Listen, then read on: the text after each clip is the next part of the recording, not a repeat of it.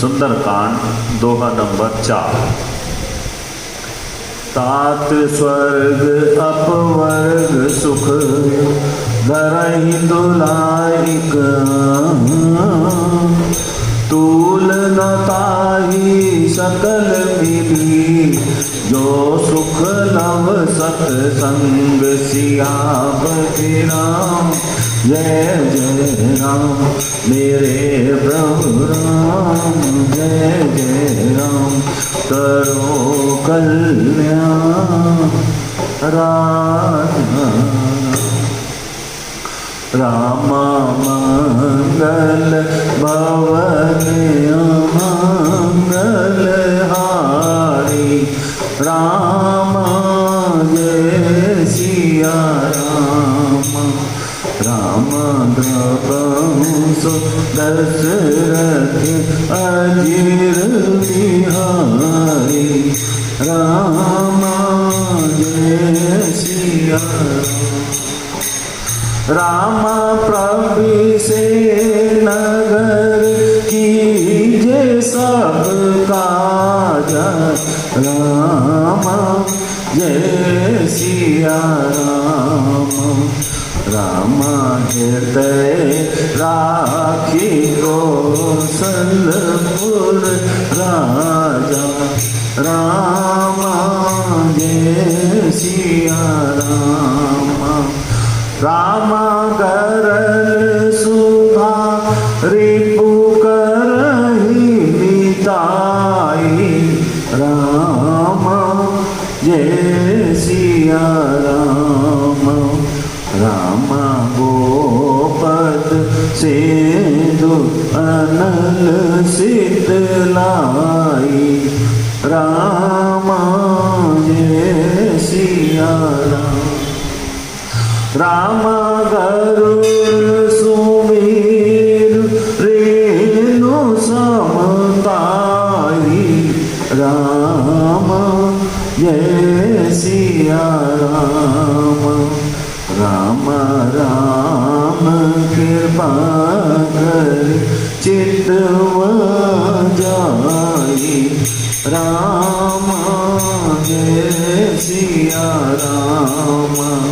राम अति लघु रूप धरहु हनुमान, राम जय सिया राम। राम बैठा नगर सुमरि भगवान, राम जय सिया राम। राम मंदिर मंदिर प्रति करी सोदा, राम जय सिया राम। राम देखे जय तन अगणित जोता, राम जय सिया राम। राम गयहु दशानन मंदिर माही, राम जय सिया राम। राम अति विचित्र जात सोनाही, राम जय सिया राम। राम शयन किए देखा कपिते, राम जय सिया राम।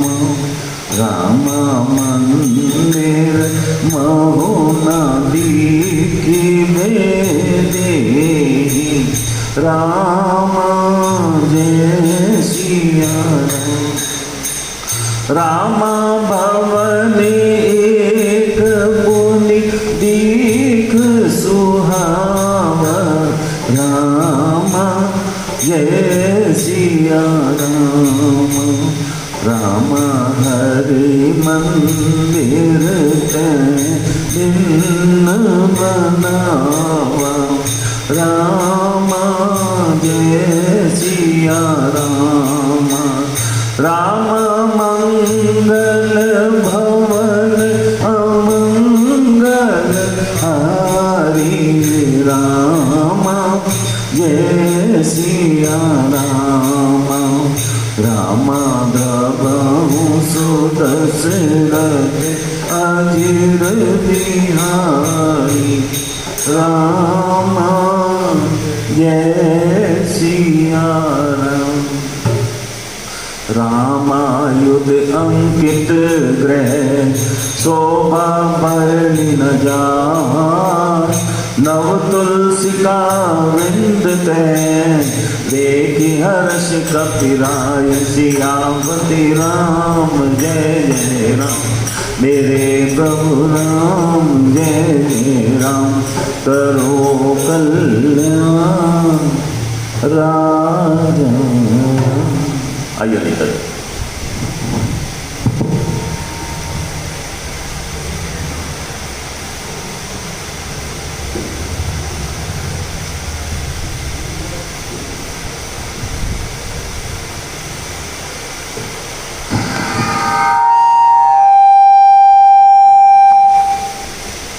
जनक सुता जग जननी जानकी अतिशय प्रिय करुणा निधान की ताके जुग पद कमल मनावं जासु कृपा निर्मल मति पावं सीताराम चरण रति मोरे अनुदिन बड़ायु अनुग्रह तोरे बार बार वर मांगहु हर्षिति और श्री राम पद सरोज अन पायनी भक्ति सदा सत्संग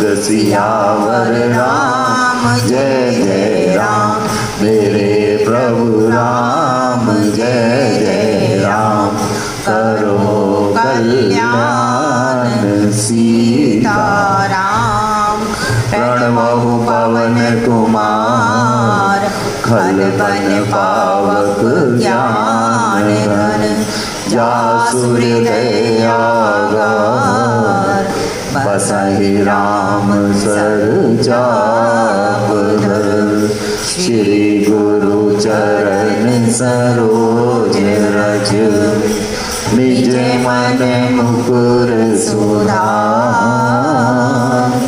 वरनहुँ रघुवर विमल जसु जो दायक फल चारि बोले हनुमान जी महाराज की जय।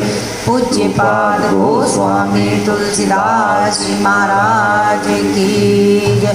सद्गुरु भगवान की जय। जय सिया राम। जय सिया राम। रामचरितमानस में सुंदरकांड प्रसंग चल रहा है। हनुमान जी इस समय लंकनी को दीक्षा देने में व्यस्त हैं। लंकनी ने तो जैसे ही हनुमान जी ने प्रवेश किया तो अति लघु रूप में मशक के समान मच्छर के समान उन्होंने जब प्रवेश किया तो लंकनी ने उनको पहचान लिया और कहा। अब हनुमान जी तो इसलिए छोटे बनकर गए कि रात का समय है, कहाँ कौन देख पाएगा, सब अपनी अपनी मस्ती में मस्त होंगे। लेकिन रावण की जो सिक्योरिटी है बहुत टाइट है कि वहाँ उस प्रदेश में ऐसे ही कोई नहीं निकल सकता है। सूक्ष्म से सूक्ष्म और ये हमें सीखने जैसी है कि हमारे देश में भी ऐसी सिक्योरिटी टाइट होनी चाहिए कि बाहर के लोग आ ना पाए। ये जो सीखने वाली चीज़ है इसको सीखना ही चाहिए। तो यहाँ पे लंकनी ने जब रोका तो कहा रे सठ सठ करके संबोधन करती है, तू कहाँ जा रहा है मेरी उपेक्षा करके, पहले हम बैठे हैं हमसे तो पूछो। और फिर हम सब जानते हैं कि और वो कहती भी है कि मेरा तुझे मर्म नहीं पता मैं हूँ कौन। तो अब हनुमान जी तब तो अति लघु रूप में थे। अब इन्होंने कहा जब ये इतना ज़्यादा वो कर रही है तो इसके साथ अति लघु रूप में बात नहीं बन पाएगी। हनुमान जी ने उसी समय अपना विशाल रूप जो है वो वहाँ पे प्रस्तुत किया। पहले भी बताया गया था लघिमा सिद्धि लघु रूप में आ जाती है। अनिमा, महिमा, लघिमा, गरिमा, महिमा, ये सब सिद्धियों का उपयोग हनुमान जी ने किया। जब ज़रूरत पड़ती है वो छोटे हो जाते हैं, जब ज़रूरत पड़ती है वो विशाल हो जाते हैं, जब ज़रूरत पड़ती है वो भारी हो जाते हैं, जब ज़रूरत पड़ती है वो हल्के हो जाते हैं समय के अनुसार। और जिस व्यक्ति का जैसा वर्तन है, जैसी उसकी स्थिति है, उसके अनुसार ही वो वहाँ पर वर्तन करते हैं। ये बड़ा सुंदर हमारे को सीखने जैसा है कि संसार में तो भांति भांति के लोग मिलेंगे, तो उनको उनके स्वभाव के अनुसार ही तो हमें वर्तन करना पड़ेगा। और यहाँ पे लंकनी का हम सब ने देखा कि संत तो ये कहते हैं कि जब हनुमान जी ने बहुत विशालकाय रूप बना लिया तो जो मुष्टिका थी उन्होंने वो पीछे रखा, ऐसे हाथ ऐसे रखा, विशाल देह है, पीछे की तरफ हाथ रखा त्यार एकदम। तो लंकनी पूछती है कि रे कपि, तू पीछे क्या छुपा के रखा है मुझसे, क्या है पीछे? कह रहे पीछे जो हूँ ना, मैं आपके लिए एक बहुत सुंदर मलिहाबादी आम लेकर आया हूँ, आपको आम की भेंट करनी है। और कहते हैं उसी समय जरा थोड़ा सा वो लंकनी रोश में आई और हनुमान जी ने उसी मुट्ठिका से उस लंकनी को जब प्रहार किया तो हमने कल देखा कि वो काफ़ी दूर तक जाकर गिरी। तो हनुमान जी इसको पूछते हैं जब वो संभली, क्योंकि यहाँ कहते हैं पुनि संभारी उठी सो लंका। पुनि का मतलब दोबारा, पहले भी गिरी है वो लेकिन फिर दोबारा गिरी है। तो फिर हनुमान जी ने कहा आम कैसे लगे? तो उसने कहा जोरी पानी कर विनय सशंका। अब एक प्रहार लग चुका है और अति विशालकाय देह है इसमें हनुमान जी की, और उनको डर लग रहा है कि अगर अब कुछ ज़्यादा बोली तो पता लगा एक मुष्टिका और पड़ेगी तो फिर तो अभी तो खून की उल्टी हुई है और पता लगा अगली मुष्टिका में तो प्राण ही निकल जाए, राम नाम सत्य हो जाएगा। हाँ, तो उसने वाल्मीकि रामायण में भी आता है कि बहुत विनय करी कि देखो मैं लंका की अधिष्ठात्री देवी हूँ, मुझे तो जैसा मेरा स्वामी कहेगा मुझे वैसा करना पड़ता है, लेकिन मेरा इसमें कोई अपराध नहीं है, हम तो सेवक हैं। लेकिन मुझे बहुत अच्छा लगा कि आपके दर्शन हुए और फिर उसी मुष्टिका के मरने लगने से और जो संत कहते हैं कि जो रुधिर निकला है, रक्त निकला है, तो वो जो रक्त जो रावण के घर का खाना खा खा के, उसकी नौकरी का खाना खा खा के उनका जो रक्त बना था वो जब सब रक्त बह गया तो कहते हैं वो विरक्त हो गए। और जो विरक्त होता है, वैरागी होता है, उसके भीतर से तो फिर ज्ञान की बात ही फूटती है। फौरन याद आ गया, उसने कहा जब रावण ही ब्रह्म वर दीना चलत विरंचिका मोहि जीना। जिस समय ब्रह्मा जी ने रावण को एक वरदान दिया था कि तुम 5 करोड़ वर्ष तक राज्य करोगे लंका पे, तो कहती मैंने उस समय ब्रह्मा जी से विनती की थी, प्रभु इतना समय ये राक्षसों का राज्य रहेगा और मुझे वहाँ उसकी सेवा करनी पड़ेगी, क्या कभी किसी धर्मात्मा का भी राज आएगा वहाँ पे? तो उन्होंने बोला आएगा। जिस समय त्रेता युग में रामावतार होगा, यही निशाचर उनकी जब पत्नी को चुरा कर लेकर जाएगा, परमात्मा स्वयं आएंगे और फिर उसके बाद विभीषण, जिसको मैंने भी भक्ति का वरदान दिया है, उसका वहाँ राज होगा। तो कहते ये कब होगा, मैं कब पहचानूंगी, मुझे कुछ पता भी तो चलना चाहिए।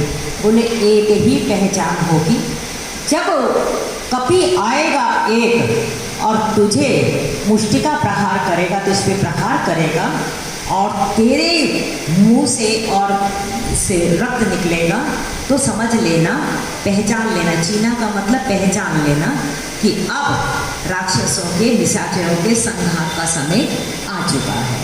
लंकनी को बहुत सांत्वना हुई और आज वो जब समय आ गया तो उसको वो जो चोट लगी थी, अब वो चोट भी उसको चोट नहीं लग रही है। अब उसको लग रहा है कि अब कम से कम ये निशाचर जो इतना अधर्म कर रहे हैं, इनके भी अंत का समय आ चुका है। बहुत सुंदर बापू बोलते हैं कि ये जो मुटिका मारी है, देखो दीक्षा देने के संतों के सद्गुरुओं के अलग अलग रूप होते हैं।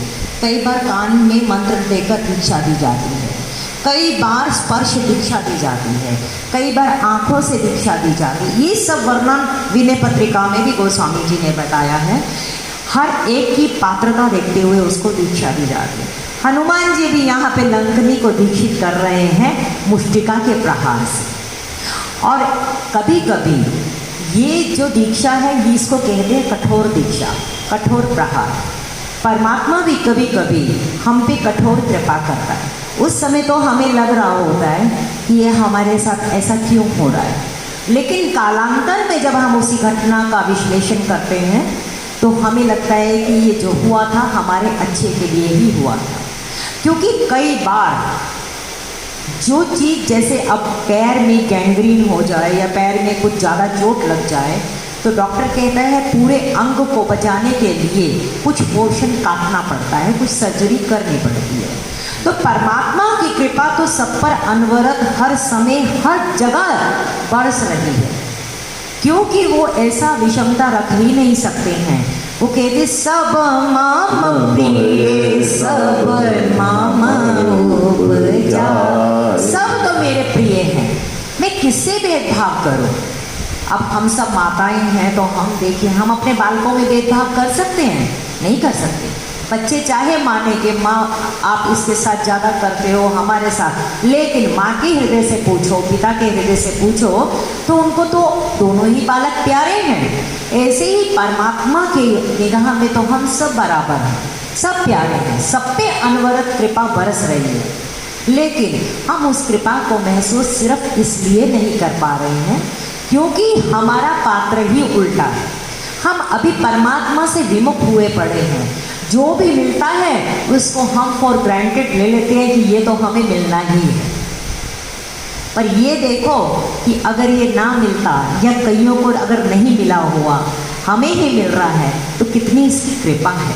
ये विशेष कृपा है उसकी और उसका आनंद हमें होना चाहिए। यहाँ पे भी गोस्वामी जी कहते हैं कि लंकनी पे हनुमान जी ने कठोर कृपा की और उसका एक फल ये आया कि उसमें इतना परिवर्तन आ गया, उसके ज्ञान चक्षु खुल गए। और फिर क्या कहती है, ताते मोरे अति पुण्य बहुधा देखे नयन राम कर दूत। अब अपने पुण्यों को याद कर रही है कि तात कहते हैं पिता को भी, कहती है कि आप तो मेरे पिता तुल्य हैं और मुझे इतनी अब खुशी हो रही है आपसे मिलने के लिए, और आप मेरे इतने आज पुण्य जागृत हुए कि मैंने आज अपनी आँखों से राम के दूत के दर्शन करे। अब देखो कितनी एक अच्छी बात है, लंकनी भी अपने आप को अहोभाव महसूस कर रही है कि मेरे को राम के दूत के यानी संत के दर्शन हुए। गोस्वामी जी कहते हैं कि संत दरस जिमी पातक टरहि, संत के दर्शन से, उसके स्पर्श से हमारे जितने पाप हैं वो सब खत्म हो जाते हैं। यहाँ तो लंकनी को स्पर्श भी करा है और लंकनी को देखा भी। कभी कभी परमात्मा हम पे कोमल कृपा करता है और कभी कभी हमारे ही भलाई के लिए वो कठोर कृपा भी करते हैं। हनुमान जी यहाँ सद्गुरु रूप में लंकनी पे कठोर कृपा किया और उसको दीक्षित किया। और अब वो कहती है, तात स्वर्ग अपवर्ग सुख धैर्य लायक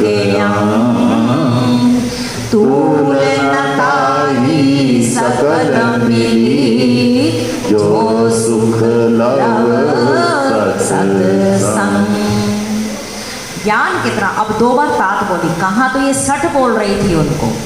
अब उसको लग गया कि मैं ही गलत थी और ये तो राम के दूत हैं, और कहीं मैंने भगवत अपराध किया है, भगवान के जो भक्त हैं उनका अपराध करना भी भगवत अपराध है, तो मुझे अब इनसे विनय भाव में ही बात करना चाहिए। तो लंकनी बहुत विनय भाव में कहती है कि मेरा आज जीवन जो है धन्य हो गया, क्योंकि हनुमंत लाल जी कौन है?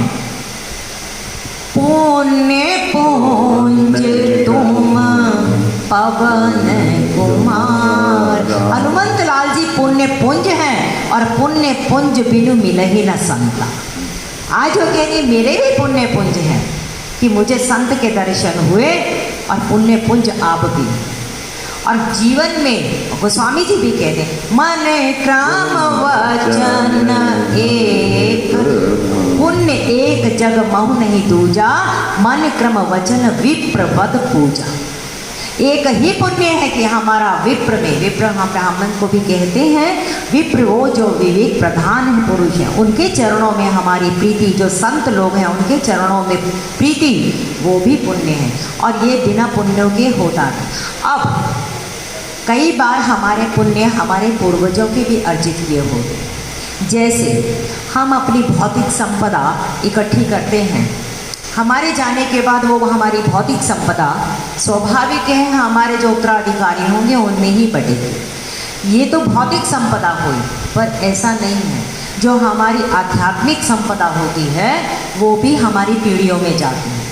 आप देखना, जिन लोगों में, जिन घरों में चोरी का माल है या बहुत ऐसे कुकर्म करके, अधर्म करके जो चीज़ें, उनकी पीढ़ियों में भी आप पाएंगे कि वहाँ कष्ट मिलता है। और जिनके परिवारों में धार्मिक भाव और बहुत संत स्वभाव या संत जिनके, तो आप उनकी पीढ़ियों में भी देखना उनके बालकों में भी वही भाव रहेगा। सिर्फ हमारी भौतिक संपदा ही नहीं पास होती है, हमारी आध्यात्मिक संपदा, हमारी जो भजन की संपदा है वो भी हमारी पास होती है। भौतिक संपदा तो ये ही रह जाएगी, सिर्फ आध्यात्मिक और भजन की संपदा हमारी संतति का भी कल्याण करती है और हमारा भी कल्याण करती है। और इसीलिए तो भगवान राम ने उत्तरकांड में अपना एक गुप्त मत बताया है। सारे अपने पूर्ववासियों को बोलते हैं कि और एक गुप्त मत कहा हूँ, कि मैं अपनी बिल्कुल गुप्त बात आप लोगों को बता रहा हूँ, अपने पूर्ववासियों को बताया कि आप यहाँ पे जो आपको ये देह मिली है ये साधन है धाम मोक्ष कर द्वारा, और पाई न जई पर लोक सवारा, सो परत धुनि धुनि सिर पछताए, मिथ्या काल ही कर्म ही मिथ्या दोष लगाए। काल को, कर्म को हम दोष लगा लेते हैं, लेकिन समय तो हम ही बर्बाद कर रहे हैं। भजन जितना हम बढ़ाएंगे उतना उतना हमारी संतति के लिए भी बहुत अच्छा होगा, और हमारे लिए तो अच्छा होगा ही, क्योंकि राम नाम अभिमत फलदाता, हित पर लोक लोक पीतु माता। राम नाम अभिमत फल देने वाला है, इस लोक में माता पिता के साथ समान हमारी रक्षा करता है और परलोक में भी हमारा ध्यान करता है। ऐसा घाटे का सौदा छोड़ के भी सुंदरकांड में ही आता है कि ऐसे प्रभु को विसार कर वो नहीं भजता तो वो पशु के समान है। तो यहाँ पे पुण्य दो प्रकार के, एक तो हमारे पूर्वजों से जो प्राप्त हुए वो पुण्य है, एक पुण्य वो होता है जो जीव अपने रहते रहते पुण्य करता है, अच्छे काम करता है। तो अब कैसे पता चले कि यह हमारे पूर्वजों के पुण्य हैं जो हमें ये सब अनुकूलता मिल रही है, और या यह हमारे अभी के पुण्य हैं जिसको हम लोग अभी आनंद ले रहे हैं। क्योंकि गीता में आता है कि क्षीणे पुण्य मृत्य लोकम विशंति, जैसे ही हमारे पुण्य क्षीण होंगे तैसे ही फौरन हमें इस मृत्यु लोक में भेज दिया जाएगा। ये मृत्यु लोक कहा जाता है। अब देवलोक का मतलब क्या? जहाँ देवताओं का निवास है, नागलोक जहाँ नागों का निवास है, और मृत्यु लोक जहाँ पे मृत्यु का निवास है। यहाँ पर मृत्यु सतत मंडराई हुई है और पता नहीं कब किसको वो अपना अपना ग्रास बना ले। तो यहाँ पुण्य का हम कैसे समझें कि जो सत्संग मिला हमें हमारे पुण्यों से मिला या हमारे पूर्वजों के पुण्य से मिला। अगर हमारे पूर्वजों के पुण्यों से मिला है ये सत्संग, तो सीधी बात ये है कि हमें ये अनुकूलता मिल गई है, लेकिन उसके बावजूद हम में अभी भी निंदा करने की प्रवृत्ति, राग द्वेष की प्रवृत्ति, अपने अभी भी अवगुणों को न समझने की अगर प्रवृत्ति अभी भी बनी हुई है, तो ये समझ लें संपत्ति तो हमें, ये संपदा तो मिली है पूर्वजों से, लेकिन अभी हम उसकी कीमत नहीं जान पा रहे। और जिसके हृदय में तीर की तरह एक लग गई है, सखीरी लग गई। बहुत सुंदर भजन था, अभी ध्यान नहीं आ रहा, कि आंखें मेरी लड़ गई बांके बिहारी से। बहुत मैंने बचाया पर ऐसी निगोड़ी है कि वो लग गई। सखीरी मेरी आंख लड़ गई। नहीं आ रहा, जो हरि की इच्छा होगी वही आएगा, वरना तो नहीं आएगा। वरना इस भजन में इतना सुबह से अभिभूत किया हुआ था कि बस किसी तरह परमात्मा के ये चेहरे का मुखारविंद आंखों में बस जाए। मोबाइल में ले आते हैं साहब? मोबाइल में तो है तो बोल निकालो। है तो है, और मैंने उसको व्हाट्सएप पे उसका वो भी ले लिया था। निकालो। क्योंकि ये सत्संग जो यहाँ पर आया है, इस सत्संग का मतलब ये है कि हमारा यहाँ आकर भाव बढ़े। ज्ञान तो हमारा कितना रुक पाएगा हमें नहीं पता, और हम कहाँ ज्ञानी हो सकते हैं, लेकिन भाव अगर हमारा बढ़ जाता है, हाँ बिल्कुल बिल्कुल, बहुत सुंदर। सखीरी में बांके बिहारी सी, सखीरी बांके बिहारी से हमारी लड़ गई अखियाँ। सखीरी बनी बांके बिहारी से हमारी लड़ गई अखियाँ। बचाई थी बहुत लेकिन बचाई थी बहुत लेकिन निगोड़ी लड़ गई अखियाँ। सखीरी बांके बिहारी से हमारी लड़ गई अखियाँ। जब ऐसा भाव आ जाए तो समझो कि ये पुण्य हमारे प्रभु की कृपा से हमें ये भाव आ रहा है। और उस समय जो भाव आएगा, अश्रु आएंगे, और उन अश्रुओं से हमारे भीतर के कलुष मैल निकलने शुरू हो जाएंगे। फिर ये भाव आएगा, निज प्रभु मैं देख ही जगत कैसन कर।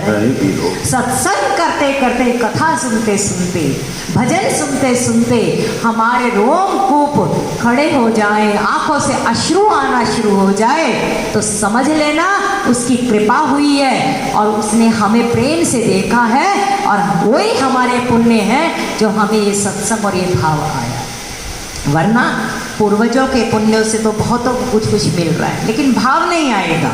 लेकिन जिसका ऐसा भाव आ गया, गद गद गिरा नयन बेनीरा, काम आदि मद दम्भ न जाके, तात निरंतर बस में ताके। भगवान राम कहते हैं, जिसके हृदय में काम मद ये सब दम्भ नहीं है, और आप मेरे स्मरण करते करते उसकी आंखों से अश्रु बह रहे हैं, वाणी उसकी गदगद हो रही है, उसके तो मैं वश में रहता हूँ। हमें सत्संग करते करते बस ये भाव बनाना है, परमात्मा तू हमें भक्ति दे नहीं दे, हमें पता हमारी क्या पात्रता है, पर हमें तू अपना भाव दे ताकि तेरा नाम ले और हमारी आंखों से आंसू बहते चले जाए। साधक का, किसी भी भक्त का दो ही आसरा होता है, एक किसी समर्थ के चरणों में उसका आसरा, और दूसरा उसकी आंखों में आंसू। आप ये देखो, माँ काम कर रही होती है रसोई में तो बच्चे को वो छोड़ के जाती है पालने में। अब बच्चा पहले तो थोड़ा कूं कूं करता है तो माँ कहती है आ रही हूँ आ रही हूँ, और अगर बच्चा रोना शुरू जब कर देता है और तेज तेज चिल्लाना शुरू कर देता है तो माँ कैसा भी काम कर रही होगी सब छोड़कर वो उस बच्चे को उठाएगी और अपने गले से लगाएगी। हम भी संसार के मेले में अभी बहुत मस्त हैं, खेल रहे हैं, इसीलिए परमात्मा भी हमें कहता है जाओ तुम खेलो आनंद लो।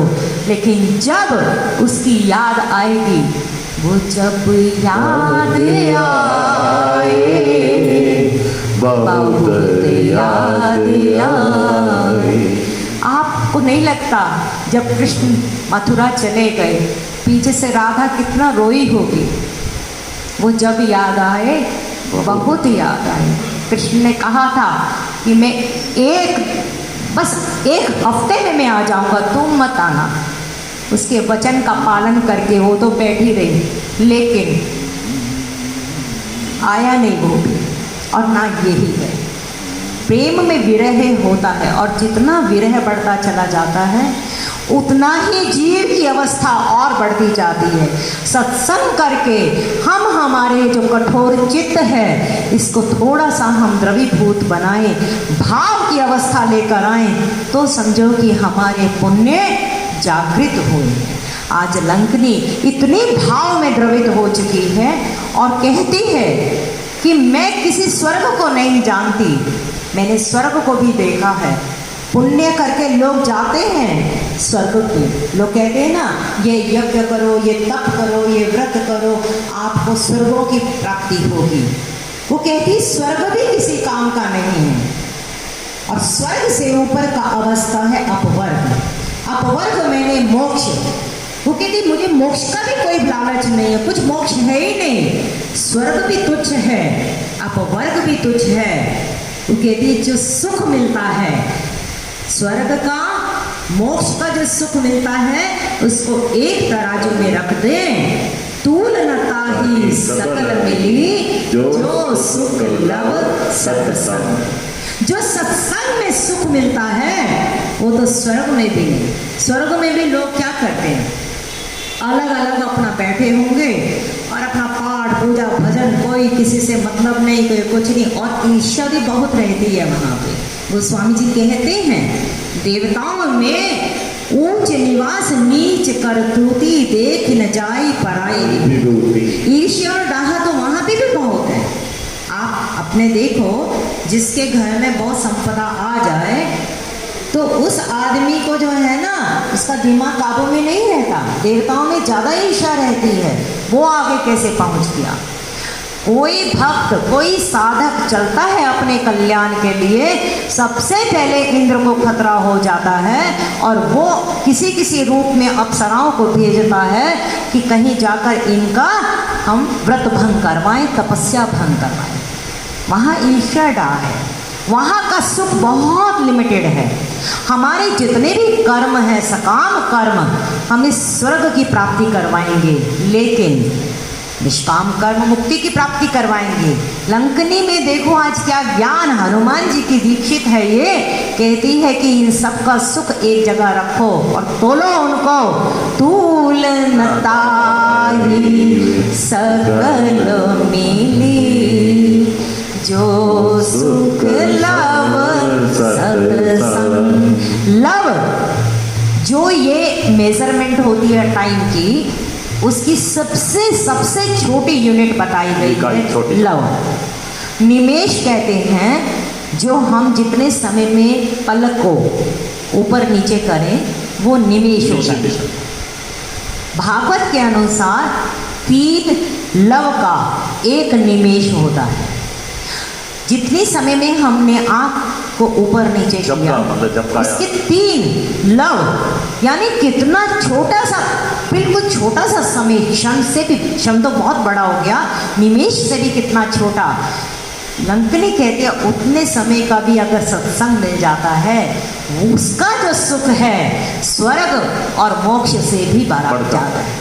गोस्वामी जी कहते हैं कि सत्संगति दुर्लभ संसारा, निमिष दंड भरी एक ही बार। सत्संगति दुर्लभ है। और सत्संगति का मतलब क्या, कैसे जाने सत्संगति? जहाँ बैठकर हमें परमात्मा के प्रति भाव प्रकट हो, जहाँ बैठकर हमें समाज के प्रति कुछ कल्याण की भावना प्रकट हो, तो समझो वो सत्संग है। इसीलिए संतों ने कहा कि संग जो है वो बहुत देख के करना चाहिए। कि कई माता इतनी अच्छी माता थी और उसका जो ये सब हुआ मामला, उसने संग ही तो था मंत्रा का। हालांकि वो मंत्रा को बहुत नकारती है, लेकिन अंततः उस बुराई ने माँ के सब गुणों को दबा दिया और माँ को इतना मजबूर, इतना समझा दिया कि तू, तेरे साथ कितना धोखा हो रहा है। संग जो, जैसे कहते खरबूजे को देखकर खरबूजा बदलता है।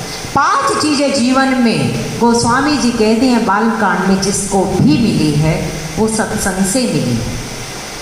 मति की रति गति भूति भलाई।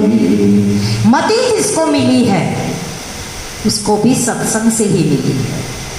बाहर कहाँ सत्संग? वो अब सत्संग का मतलब भगवान की चर्चा तो है ही, जो भी सत्य की वार्ता वही तो सत्संग है। सत्य का संग ही सत्संग है। जिसको कीर्ति मिली है सत्संग के कारण मिली है। जिसको भूति मैंने ऐश्वर्य मिला है वो भी उसको, जिसको बड़ाई मिली है। मति की रति गति भूति भलाई, जो जे ही पार सब सत्संग के कारण मिली है। सो जानब सत्संग प्रभाव, लोक हो वेद न आन उपाओ। जब भी कुछ मिलेगा हमें सत्संगति में मिलेगा। कहीं किसी अच्छे की संगत में बैठेंगे, मान लो बच्चा है, कोई बच्चा अगर उसके साथ अच्छा पढ़ने वाला है, अच्छे विचारों वाला है, तो बच्चा वैसा ही सीख जाएगा। और अगर कोई वैसा बच्चा है तो असर तो आता ही है, क्योंकि हमारा चित्त बहुत ग्रहणशील है। इसीलिए हमें कोशिश करनी चाहिए कि हमें संग अच्छा रहे। मनुष्य के रूप में कोई ना मिल पाए तो अच्छी किताबें हम रख सकते हैं, शास्त्र रख सकते हैं। शास्त्रों का जब हम पारायण करेंगे उससे अच्छे हमारे मित्र और कौन हो सकते हैं। और ये नित्य का संग है।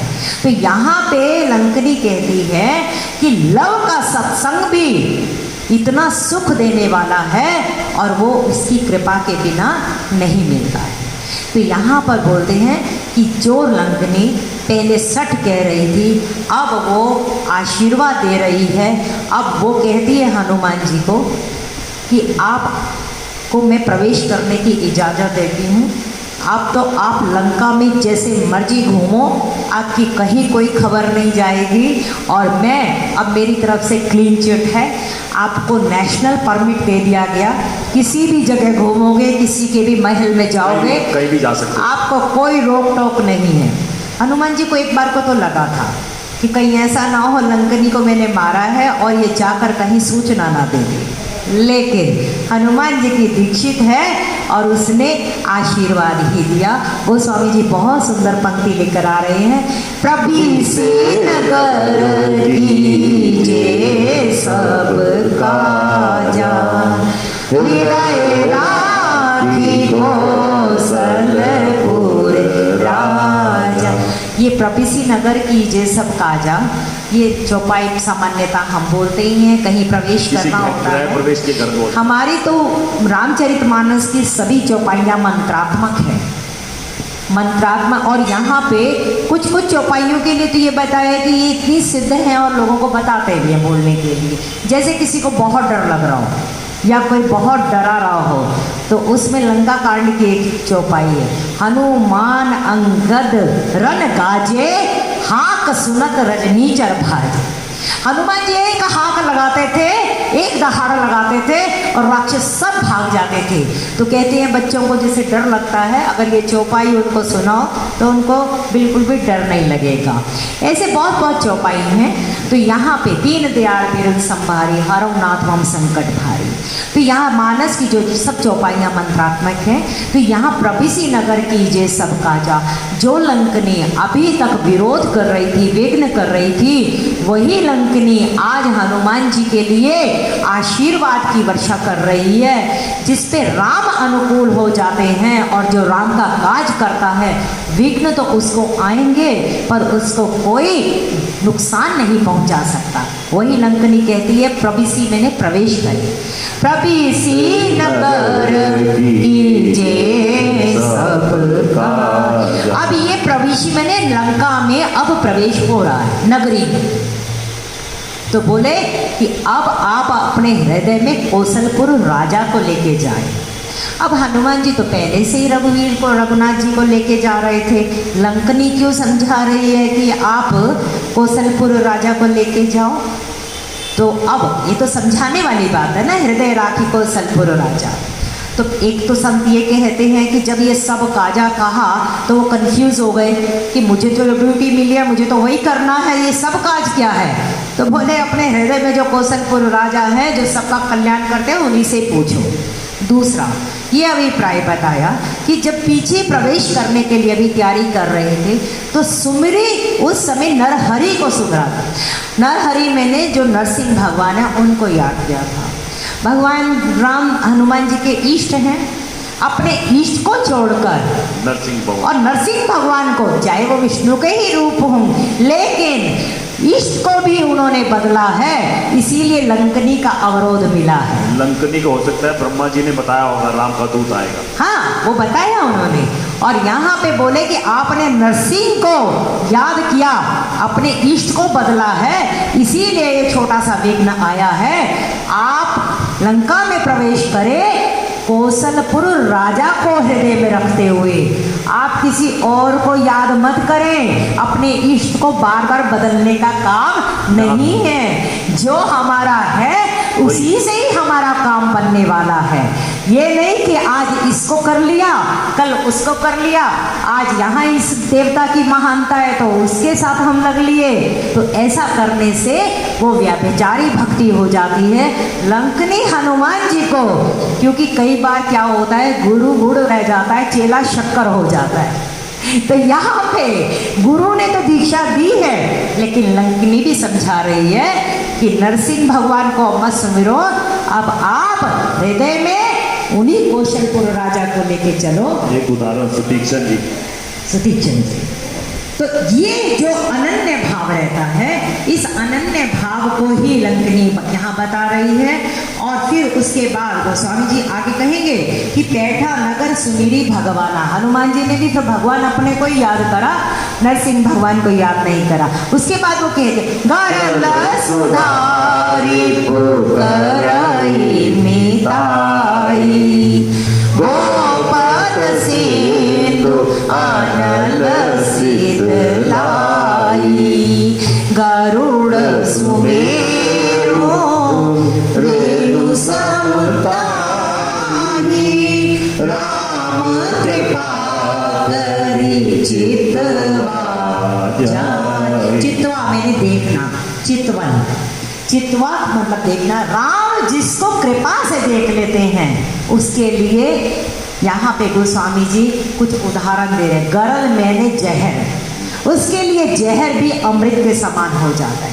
प्रमाण है हमारी मीरा जी। राणा जी ने विष का प्याला भेजा, मीरा देख हर्षाई। जब उनको प्याला दिया गया विष का तो बताया गया, पहले तो ये बोला है कि ये द्वारकाधीश से आपके लिए चरणामृत आया है। तो उनकी जो एक और सखी थी अंतरंग, उन्होंने कहा मुझे अभी अभी पता चला है कुंवर जी कि ये यहाँ पर ये आपको राणा की साजिश है, ये आपको मारने के लिए विष भेजा है। उन्होंने कहा चाहे विष भेजा होगा पर मुझे तो यही बताया ना ये द्वारकाधीश का चरणामृत है, मेरे लिए तो ये चरणामृत ही है और मैं इसको पीऊँगी।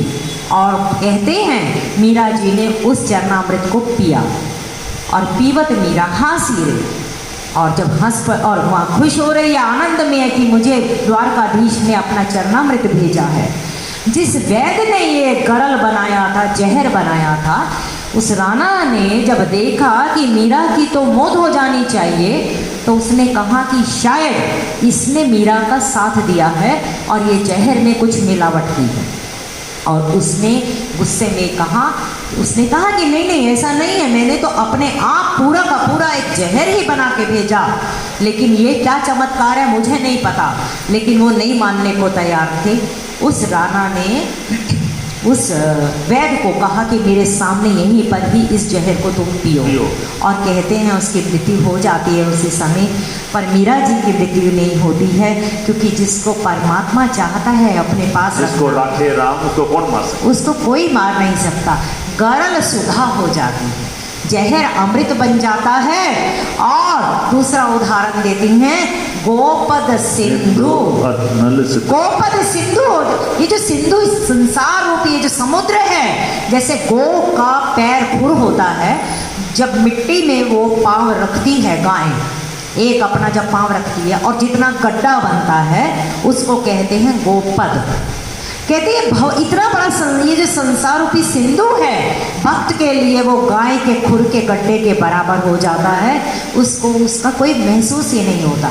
उदाहरण हमारे श्री राम जी, हनुमान जी, कितना बड़ा 100 योजन का समुद्र है, लेकिन जिमी अमोघ रघुपति कर बाना, राम के काज के लिए जब चले हैं तो वही समुद्र जो है बिल्कुल आसानी से वो लांघ गए। फिर उसके बाद एक और उदाहरण देते हैं, अनल शीतलाई। अनल मैंने अग्नि, अग्नि उसके लिए शीतल हो जाती। कहते हैं, एक तो उदाहरण हमारे सामने माँ जानकी का ही है। देखो 2 अग्नि परीक्षाएं हुई हैं इस मानस में, और दोनों का ही स्थान लंका है।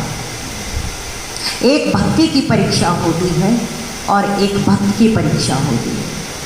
भक्ति की परीक्षा परमात्मा स्वयं खुद लेते हैं। माँ जानकी की परीक्षा भगवान राम ने स्वयं ली, स्थान है लंका।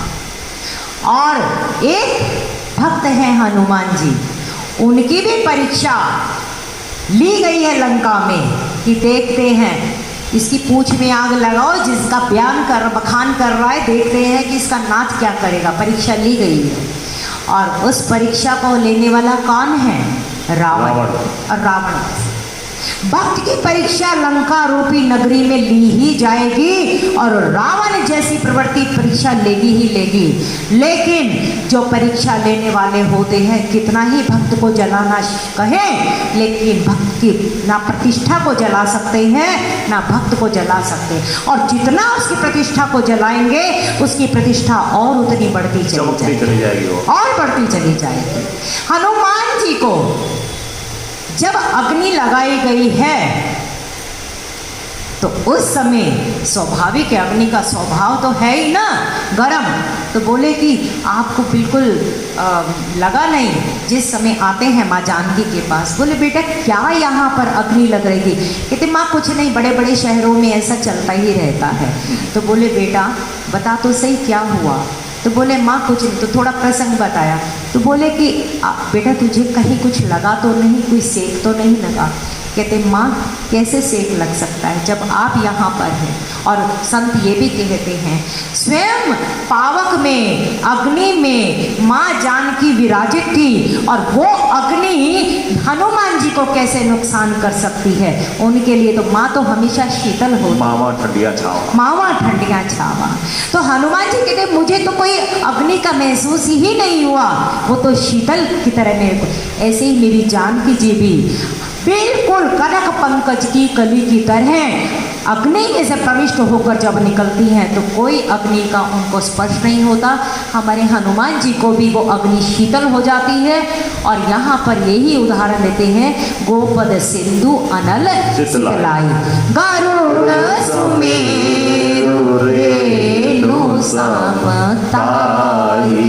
सुमेरु पर्वत जो सारे पर्वतों का राजा है, भक्त के लिए काव्यशुंडी जी गरुड़ को कहते हैं, हे गरुड़ जी, वो भक्त के लिए एक छोटी सी धूल के समान हो जाता है, जिसके ऊपर राम कृपा करके देख लेते हैं। बस राम की कृपा चाहिए। कैसे मिले वो कृपा? उसके लिए भी मानस में कुंजी दे रखी है। मन क्रम वचन छाड़ी चतुराई, भजत कृपा करी हाँ ये रघुराई। रघुराई कृपा कर रहे हैं, अनुभव में वो आएगी जब हम मन से, वचन से, कर्म से हम अपनी चतुराई को छोड़ दें, कपट छोड़ दें। रावण का क्या था? रावण मन में कुछ रखता है, बोलता कुछ है, मन में उसी जानकी को चरण स्पर्श करता है, और जब अशोक वाटिका में आता है तो कहता है कि मैं तुझे मार दूंगा चंद्रहास से। जिसके मन में कुछ है, वचन में कुछ है, आचरण में कुछ है, वही तो रावण है। अब जब रावण के ऊपर जो कृपा होगी उसकी तो अदा फिर भगवान अलग रूप से करेंगे। अब हमने रावण जैसे बन के कृपा करवानी है या हमने हनुमंत जैसे कृपा करनी है, ये निर्णय हमारा है। एक संत ने कहा था, शायद राधा स्वामी बाबा जी का ये कहना है, उन्होंने कहा कि जो हम दान ये दीक्षा देते हैं, नाम दीक्षा देते हैं, जिसने भी सतगुरु से नाम लिया और उसका भजन करता है, सतगुरु की जिम्मेदारी हो जाती है कि उसको वो पार लेके जाएगा। लेकिन अब ये निर्णय शिष्य का है, सतगुरु के साथ बैठ के उसको चलना है या उसके पीछे रहना है या उसने उसको रगड़ रगड़ के उसके साथ चलना है। लेके तो वो जाएगा, लेकिन ये निर्णय हमारा है। छल कपट करेंगे, चतुराइयाँ करेंगे, उसने कह तो रखा है कि मैं तुझे अपने साथ लेके चलूँगा, लेकिन संसार के ठोकरे बीच में खानी भी पड़ेगी। लेकिन जब अब छोड़ दिया इस जीवन का सब भार तुम्हारे हाथों में है, जीत तुम्हारे हाथों में और हार तुम्हारे हाथों में। ये हम भजन गाते हैं, जिस दिन ये भाव हमारे अंदर पक्का हो गया, समझ पक्की हो गई, उसी दिन ही हमारी जिंदगी में आप देखना क्या बदलाव आ जाएगा, पता भी नहीं चलेगा। आगे कहते हैं गोस्वामी जी, अब अति लघु रूप धरयु हनुमाना, बैठा नगर सुमिरि भगवाना। लंकिनी ने कहा था प्रवेशी, मैंने प्रवेश करो। हनुमान जी यहाँ बैठ रहे हैं। बैठना भी प्रवेश होता है, लेकिन उसका मतलब अलग होता है। बैठना का मतलब ये होता है कि बिल्कुल सूक्ष्म रूप में कहीं किसी को पता ना चल जाए। इस तरीके से हनुमान जी ने फिर से वो अति लघु रूप बना लिया। जब वो पहले वो अति लघु रूप बनाया था, लंकनी के सामने थोड़ा विशाल रूप हो गया था। तो जरूरी है ना, हाँ, सतर्कता जरूरी। सतर्क तो कहते हैं ना, सावधानी हटी और दुर्घटना घटी। तो जब यहाँ जा रहे हैं दुश्मन के क्षेत्र में, तो सावधानी रखनी पड़ेगी। अति लघु रूप फिर से बनाया, धरा है, दोबारा से धरा हनुमान जी ने, और बैठा नगर। अब लंका में, लंका रूपी नगरी में प्रवेश हो रहा है हनुमान जी का। और अब क्या करते, सुमिरि भगवान। अब नरसिंह भगवान को याद नहीं किया, अब अपने राम को ही याद करा। बापू ये कहते हैं, एक संत, एक मंत्र, एक कंत। कंत मैंने जो हमारा इष्ट हो। अगर आप अब कभी परेशानी आ जाए तो कभी राम जी का मुंह देखोगे, कभी हनुमान जी का देखेंगे, कभी किसी का देखेंगे, वो कहेंगे भैया जिसके साथ तूने अर्जी लगा रखी थी उसी को तू पकड़। उदाहरण मानस के आधार पे, जिस समय जनक के दरबार में सामने धनुष पड़ा है और कोई धनुष को अभी तोड़ने की हिम्मत नहीं कर पा रहा, गुरु ने आदेश दिया राम जी को, उठो राम भंजौ भव चापा, मेटहु तात जनक परितापा। भगवान राम चल रहे हैं, आप मानस में वो पाठ करना, बड़ा बड़ा सूक्ष्म मनोवैज्ञानिक विश्लेषण है वहाँ पे।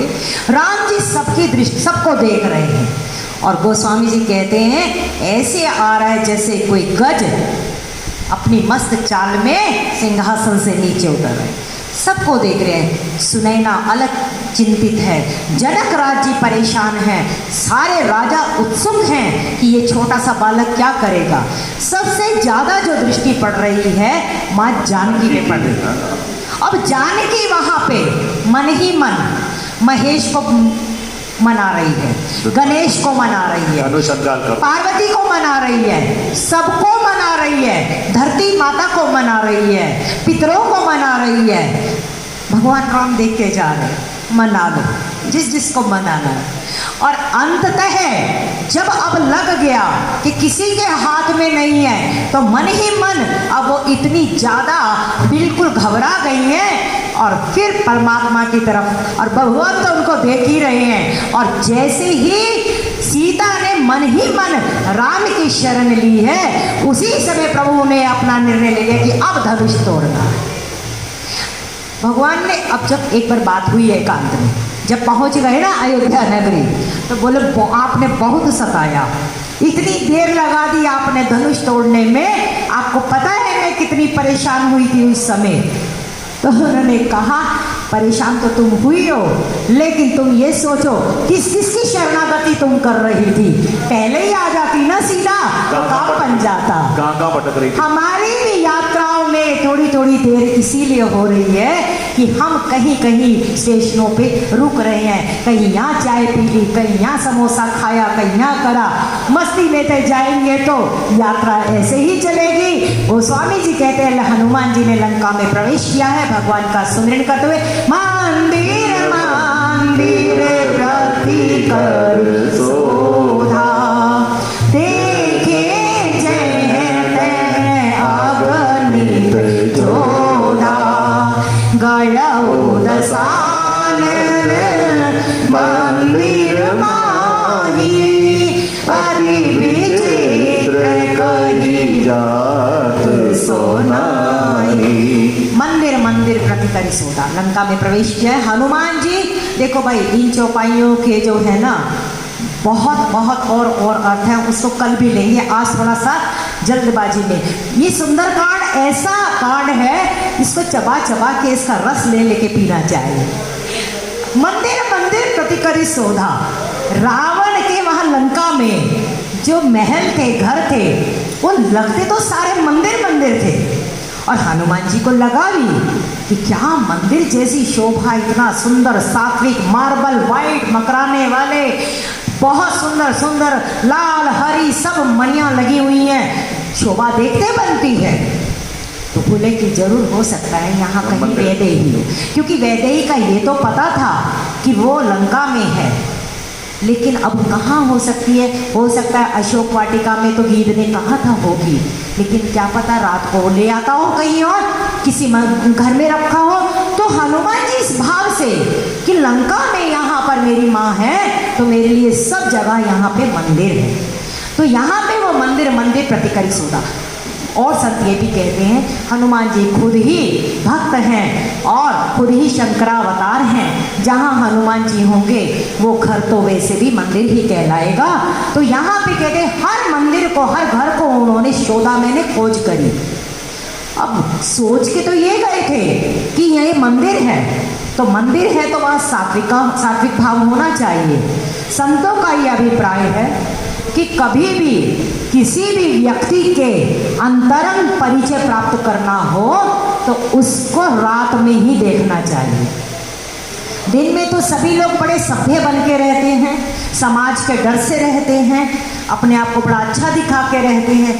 असलियत तो उनकी रात्रि में पता चलती है। हनुमान जी ने भी रात्रि को ही भ्रमण किया, ये सायकाल का काम है। और रात्रि में जब गए हैं तो हर घर में उन्होंने भ्रमण करके देखा, तो वहाँ उनको कोई देवता नहीं दिखा, सारे के सारे वहाँ तो योद्धा पड़े हैं और ऐसी अस्त व्यस्त अवस्था में पड़े हैं जिसका वर्णन कभी आपका चित्त आकर्षित हो तो वाल्मीकि रामायण में पढ़ लेना। बिल्कुल बहुत ऐसी अवस्थाओं में योद्धा पड़े हुए हैं। अब कहते हैं गया उदसानन मंदिर माही, अति विचित्र कही जात सोनाई।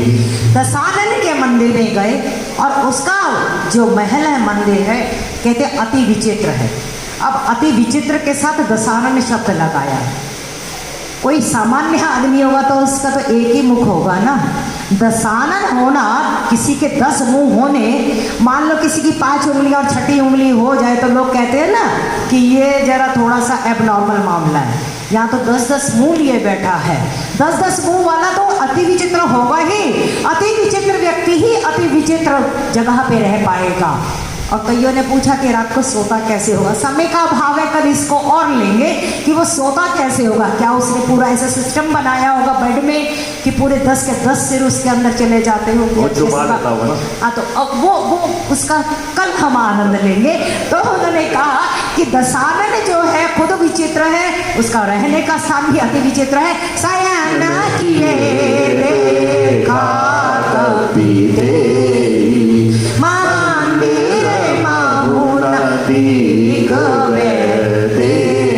दशानन के मंदिर में भी देखा शयन कर रहा था, लेकिन वहां पे भी वैदेही नहीं दिखी। वैदेही क्यों लिखा है इसका कल हम बताएंगे। भवन एक पुनीत सुहावा, हरि मंदिर तह भिन्न बनावा। एक भवन लिखा है और वो हरि मंदिर से भिन्न है। और जो विभीषण का है, रामायुध अंकित ग्रह शोभा वर्णि न जाय, नव तुलसी का वृंद घूमते घूमते जैसे व्यक्ति सड़क पे जा रहा हो तो इधर उधर देखता जाता है, तो देखते देखते निगाह उनकी एक ऐसे भवन पे पड़ी जहाँ पे रामायुध भी है और तुलसी का वृंद भी है। हर्ष हुआ है हनुमान जी को, तो इसका कुछ आनंद हम कर लेंगे। सो हरे रामा राम राम सीता राम।